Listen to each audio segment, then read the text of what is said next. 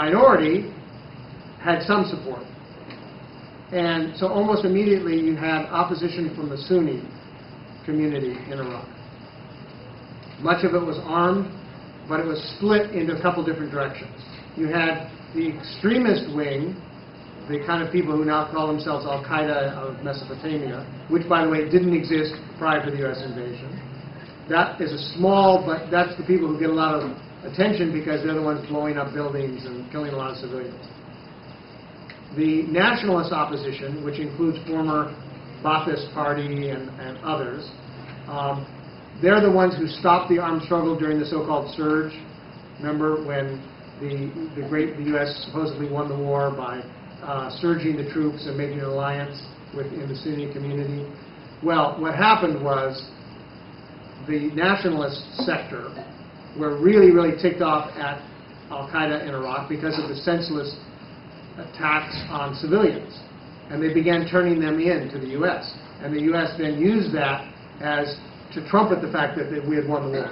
Well, the Sunni nationalists did that on the basis that they would be some kind of power sharing with the Shia majority that the Shia government that the U.S. controlled. Well, that went off the rails when the people in power in Baghdad refused to go along with that. So that's why we see an upsurge again in violence now, because the deal was broken. The surge was never a success. It was a coincidence of factors that reduced the fighting for a while, but without a political settlement was going to go nowhere, and we're now seeing that as the violence picks up. There is nonviolent. To use the term nonviolent in Iraq, you have to understand what we're talking about. It means you're not shooting at people with AK-47s, but you probably have one in your house, because it's not like there's a lot of people imitating Gandhi walking around in Iraq because it's not real safe to do so. But there was a oil industry workers union that was very strongly opposed to privatization of oil. And what did the U.S., with the support of the Iraqi government, do? They attacked the union, right? We're building democracy. We're for freedom, except, of course, if those free organizations take stands you don't like, you jail the leaders and try to bust the union, which is what they tried to do.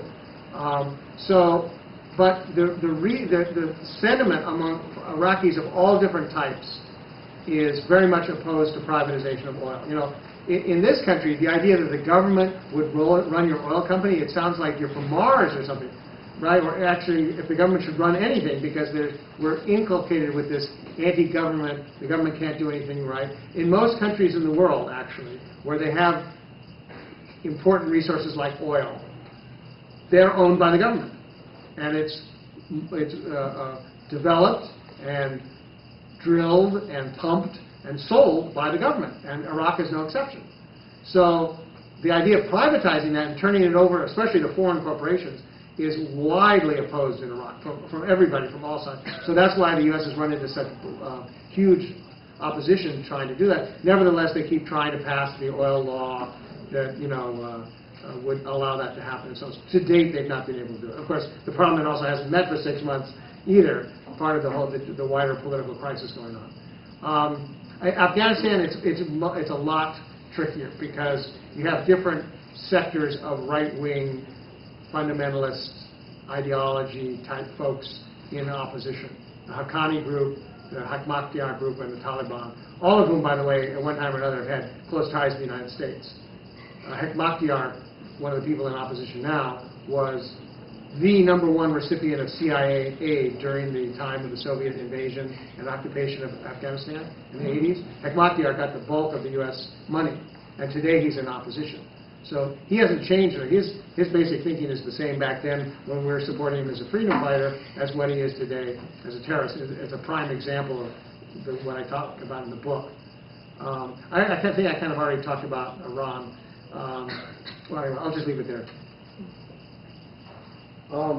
Recently, like after Obama kind of declared that the war in Iraq was kind of over, and they said they'd be moving troops more from Iraq to Afghanistan.